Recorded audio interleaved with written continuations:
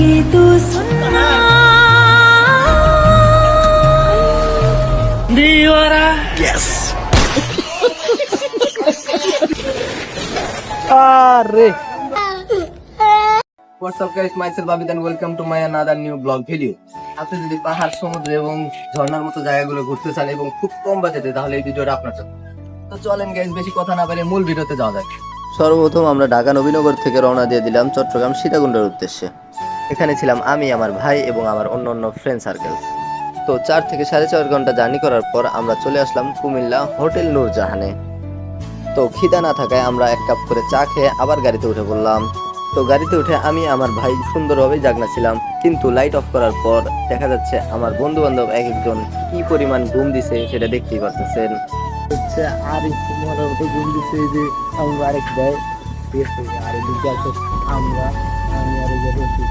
প্রায় 7.5 থেকে 8 ঘন্টা জার্নি করার পর আমরা চলে আসলাম সীতাকুণ্ডর একদম পাহাড়ের সাইডের একটা এলাকায়।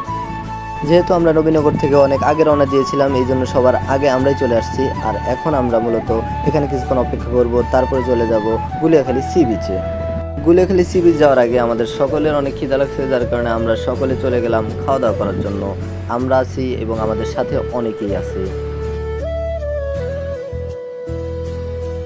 খাওয়া দাওয়া শেষে গুলিয়াখালী সি বিচের উদ্দেশ্যে রওনা দিলাম সিএনজিতে করে। প্রায় আধা ঘন্টার মতো জার্নি করার পর আমরা চলে আসলাম গুলিয়াখালী সি বিচের একদম সামনের গেটে।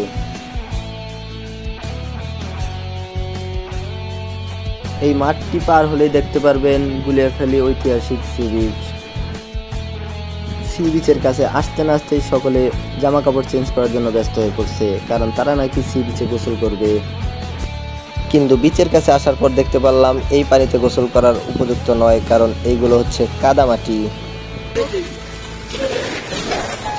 আরে ভাই, এত বড় কেরা জানে। বিচে যখন গোসল করা যাবে না, কিন্তু ফটোশুট করতে তো আর মানা নেই। সবাই যার জন্য ফটোশুট করার জন্য ব্যস্ত হয়ে পড়লো। আর এরই ফাঁকে আমি দেখাচ্ছি গুলিয়াখালী সি বিচের সৌন্দর্যটা। মূলত এখন বর্তমানে পানি একদমই কম। আপনারা যখন আসবেন অবশ্যই পানি যখন বেশি থাকে তখন আসার চেষ্টা করবেন, তাহলে আরো ভালো লাগবে এবং দেখতে আরো সুন্দর লাগবে। সি বিচের সৌন্দর্যকে লুফে নিতে আমার বন্ধু বান্ধব সবাই গাছে উঠে সেলফি নিচ্ছে, তারপরেও তাদের এনজয় করতেই হবে। গাছে ওঠার পর তারা নাকি কি একটা ফল দেখছে, সে আমাকে বলতেছে এই ফলটা খাওয়া যায় কিনা দেখো, তারপরে আমাকে দিল। আমিও দেখলাম মূলত ফলটা, আমিও নিজেও চিনি না। যারা চেনে অবশ্যই কমেন্টে জানাবেন। আর ফলটা যখন আমার বন্ধুকে দিলাম, আমার বন্ধু তো কোনো কথা বাদ দিয়ে সোজা খেয়েই নিল।